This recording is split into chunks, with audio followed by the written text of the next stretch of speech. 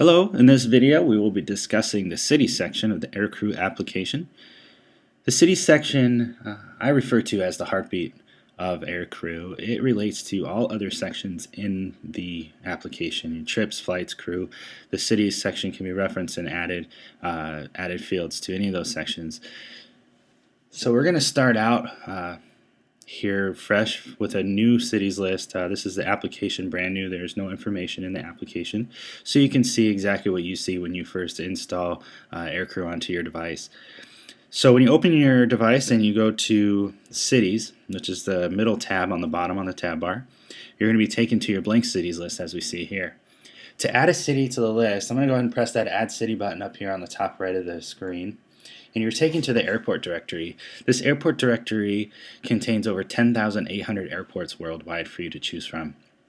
When I choose an airport from this list, it'll be added to my cities list, and I will never have to add that city again. It will always remain in my cities list. So you can refer to it as a personal cities list or your favorite list or favorite airports, and that's what you're going to use to connect to all of your records in the application. So I'm going to show you this now. When I go up to the search field there, I can search by 3-digit airport code, I can search by airport name, and I can search by city name. So if you don't know the airport code, you can type in the city name, and that'll help you out there in case you, like I said, don't know the airport code. In this example, I'm going to go ahead and search for Los Angeles International Airport. So I'll type in LAX, and you'll see Los Angeles International Airport appears at the top of the list. When I press on the airport there, it appears now on my cities list. From here, what I can do is I can select it, and then I'm taken to the city details page. Now the city details page includes a lot of information. I'm going to start at the top and work my way down here. On the top left, you see the 3-digit airport code.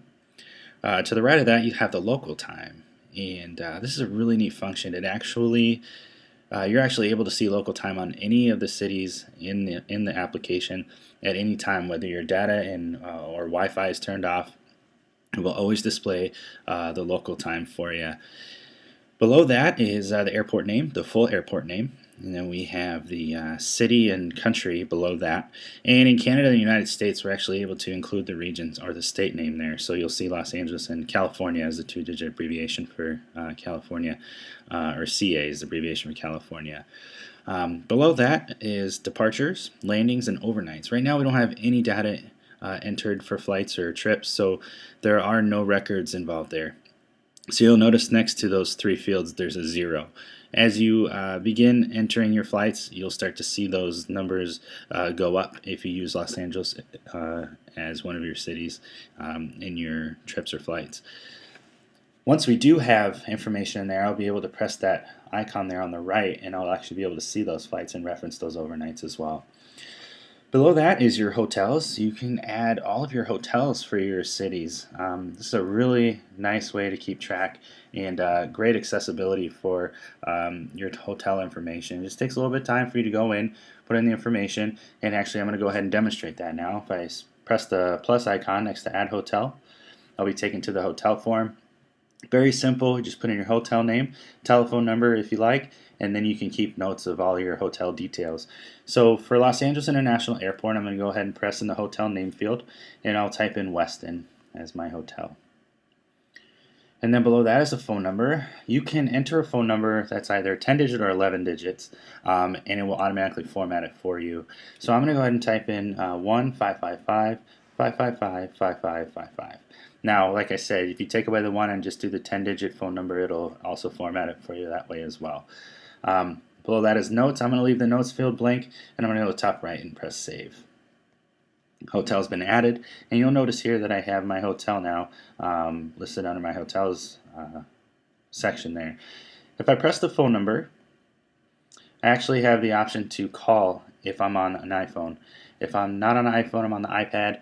Unfortunately, that functionality does not work on the iPad because you can't make phone calls with the iPad. So I'm going to go ahead and hit cancel here.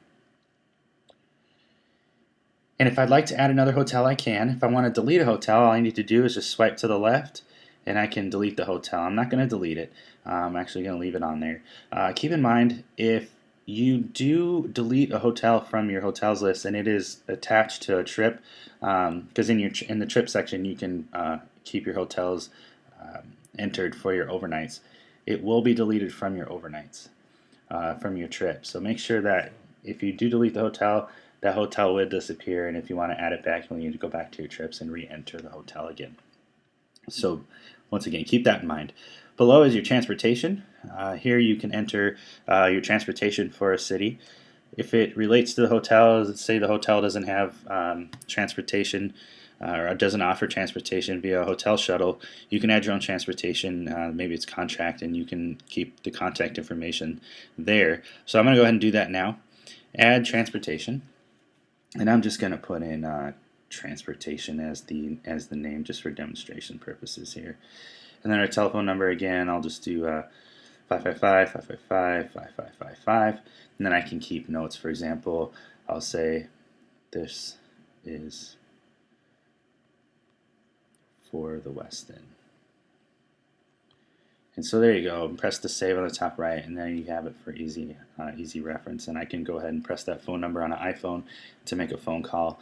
As you can see here, if you're on an iPhone, if you're on the iPad, unfortunately, you are unable to make phone calls using that functionality. Below here, and the same thing with delete. If I swipe over to the left, you'll be able to delete your transportation. And transportation doesn't appear as a line item on trips, so if you delete it, it won't be erased. It'll just be erased from your personal records here. Below is the notes field. So if you want to keep any notes about the city, you have that option here as well. Up on top, you'll see a map icon. If I press that map icon, you'll notice that I'm taken to an aerial view of the airport. This functionality is available with all of the airports in the airport directory, all 10,800 of them. If I want to view it as a live shot, go up top right, press map type. I can go down to my hybrid or satellite. I'm going to go ahead and select hybrid, and you can see the actual runways in the airport. You can see some of those airplanes parked in there, which is a pretty neat feature. If I press the pin itself, the red pin, you'll notice that the 3-digit airport code appears. We'll see in further tutorials, if you haven't seen it already, where there's more airports pinned on the map. You can press the all button up top, and you can actually see them all at the same time opened up. But we'll check that out in other videos. So I'm going to go ahead and select back. Now I'm taken back to the city details page. I'm going to select back again to my cities list, and I'm going to go ahead and add a couple more cities just so you can see how the search function works within this cities list here. So on the top right, I'll select add city, and I'm going to go ahead and search for JFK, John F. Kennedy International Airport in New York. Add city again. I'm going to put in Denver International Airport in Denver, Colorado. Top right, add city again. I'm going to put Sydney, Australia. And then I'm also going to search for London Gatwick. So since I don't, for demonstrations, don't know the 3-digit airport code for London Gatwick, I'm going to go ahead and type in London, and you'll see on the third line down, London Gatwick Airport. So I'm going to select that one. So here I have my cities list. If I go to the top and I press on the map icon here on the cities list, all of my cities are going to be mapped that I have selected. Now, as I was mentioned just a little bit ago, if I press that all button on the top of the header there, all the annotations will come up for all my cities. We don't automatically have those turned on for you when you first open the map, because as you can see here, Los Angeles and Denver are overlapping each other. And so if you have a bunch of cities listed, which you will, or cities mapped, which you will, as you keep building your cities list, it's easy to have over 25, 50, 75, 100 cities on there. And it becomes very congested with all those annotations on. So you have the option to select that all button and turn them off again, or you can select them individually by pressing on the pin itself. So I'm going to go ahead and press the back button. I'm brought back to my cities list here. To demonstrate deleting a city off of your cities list, and say you accidentally picked the wrong city in the airport directory, or you just want to clean up your cities list. If I go up here to Denver and I swipe to the left, I can go ahead and press delete, and it disappears off my cities list. If I swipe to the left, let's say on Los Angeles International Airport, and I press delete, you'll get an alert. It says you may not remove this city from the list because it has been associated with a trip, flight, or crew member record. I'm going to go ahead and select OK, and I'm going to show you why this happened. If I press on Los Angeles International Airport, I'm taken to my city details page. You'll notice that I've entered a hotel and a transportation company for Los Angeles. Now, If you have Los Angeles listed or used in a flight record, let's say you had a flight from Los Angeles to JFK, or in a trip you had an overnight in Los Angeles, or you have a crew member that is based in Los Angeles and you have that record attached, you may not delete that city from your cities list. And the reason for that is if you delete that city, what would ultimately happen is those records would disappear, and we don't want that to happen. So if you do have a record, you cannot delete it. If you want to delete Los Angeles International Airport, you'll have to delete everything that's related to it first, and then you'll be able to take it off your list. Most likely that won't be a situation for you, since it's really not that big of a deal to have extra cities in your list. Let's say if you decide that you don't want it there, it's probably not going to be that big of a deal for you. But we did want to do that for your protection and your data. We didn't want you to lose anything accidentally. So I'm going to go ahead and I'm going to add a flight. And I'm going to show you what happens when you add flights to the cities, and how your departures and landings and overnight fields actually start to populate so you can access those. So I'm going to go to my flight section by pressing the tab bar on the bottom, the flights icon. And here I am taken to my cities list, or excuse me, my flight list.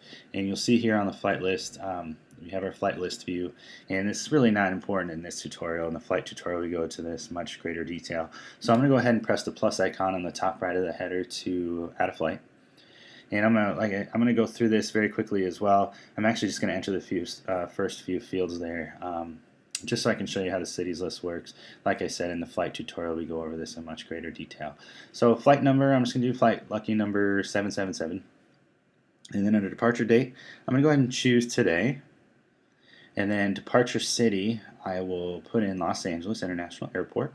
And under arrival city, I'm actually going to search for a new city, since the city I'm going to be arriving in is not on my list. So you go to the top right, select add city, and I'm going to go ahead and search for Seattle International Airport. Seattle Tacoma International Airport, actually. So I'm going to select Seattle. And as I was saying earlier, this city now is now on my list. Even though I added it while I was adding a flight, it still stays on my list now forever. I'll never have to add it again. So if I go back to my cities list in the cities section by pressing that tab on the bottom of the tab bar, you'll see Seattle on the list. I'll show you that in just a second. So I'm going to go ahead and select Seattle. And I'm going to go ahead and hit save. I have no more required fields for my flight, so I'm going to go ahead and press save. My flight is now saved, as you can see. And I'm going to go back to my city section by pressing the cities tab on the bottom of the tab bar. And you'll see here, as I mentioned before, Seattle is listed on my list. So I'm going to go ahead and press Seattle. And you'll notice here in the purple ribbon, or the purple banner, under landings, I have one landing. So if I press the arrow on the right side of the cell, you'll see you can see your flight. And I press that detail indicator on the right side of the cell, I'm actually taken to the flight record, so I can see all of the information regarding the flight. And this is really neat. You can see as you're adding more and more flights, you can start to see how often you fly there, obviously, and it's good. It's a nice reference. And you may ask, why would you have departures and landings counted there? You're most likely going to have just as many departures and landings in each city, which is true. But on this list, on your landings list, you're going to have all your flights going into Seattle. On your departures list, you're going to have all your flights going out of Seattle. So it's a completely different list, referencing completely different flights. So we gave you that flexibility is there as well there. So I'm going to go ahead and press the back button, and go ahead and press the back button again. I'm going to add a trip and show you how the city section relates to the trip section. So on the bottom left of the tab bar, I'll press trips. I'm taken to my trip calendar. I'm going to go ahead and press the plus icon on the top of the screen to add a trip. I just need to put in my start date. We'll just put today. And trip length, let's say it's a 3-day trip. And the trip section, or the city section, actually relates to the overnight city and hotel fields that you see here listed under day 1. So by pressing that overnight city field, I'm taken to my cities list. These are the 5 cities that I have entered so far. I actually want to add a different overnight city. So on the top right, I'm going to select add city. And I'm going to go ahead and search for, let's say, San Francisco, so SFO. And you'll see SFO appears on my cities list. I'm going to select it. And under hotel, I'm going to press the hotel cell there. And I'm going to add a new hotel. I'm just going to type in Marriott here. And I'm not going to enter a phone number since it's just an example. So the top right, I'll press save. and I'll select Marriott, and I'm going to go ahead and save my trip. And I'm going to go back to the city section down there in the middle of the tab bar, and you'll see San Francisco is on my list. And when I press San Francisco, I can see the hotel I entered now appears under my hotel section there below the purple banner. And then in the purple banner you'll see I have an overnight listed. So if I press on that arrow on the right side of the cell, I'm taken to my overnights list. And anytime you have an overnight in that particular city you're looking at, the date of the overnight will appear on this list. And you can reference that trip or that overnight on the right side of the cell. If I press that detail indicator, you'll see I'm taken to the trip details where I can see my overnight was in San Francisco and my hotel was the Marriott. So that's a nice reference point for you as well. I'm going to go ahead and press the cities tab here on the bottom of the tab bar to demonstrate. Here it brought me right back to my cities list. So even though I was under this screen, then the overnight screen, and then the detail screen here. So I was 4 screens deep, so instead of hitting the back button over and over again, if I just press that cities tab, I'm taken back to my cities list again, so I don't have to hit that back button so many times to be taken back. And this works the same in all the sections in the application. We have several situations where you'll be so many screens stacked on top of each other, but if you just press that tab, it'll take you back to the beginning again, so you can start working with other information if you need to. Actually, one more thing, I'm going to show you how it relates to the crew section. So on the bottom tab bar, select crew, and I'm going to go ahead and add a crew member here real quick, and I'm just going to call this one Samuel Adams. Good old buddy Samuel Adams. And I'm going to go ahead and select here his base domicile. I'm going to put his base domicile as Los Angeles International Airport. And so here, this is where your cities relate to your crew. You're just connected there. So I'm going to go to the top right and hit save. And I'm taking my crew details. So if I go down to my city section again, there is no information displayed here on the cities list to show your crew members. So you'd have to go to your crew and actually search for the name itself. But just so you know, it is tied to the cities list, and when you go to search for that base domicile, you're taking your cities list. You can add a city if you'd like, which will then be popular on your cities list as well. So that's it for this tutorial. If you have any questions, please email us. Our email address is support@goflymedia.com, and you can reference that email address here in the tools section under settings down here at the bottom, support@goflymedia.com. Thank you for watching. Have a great day and safe travels.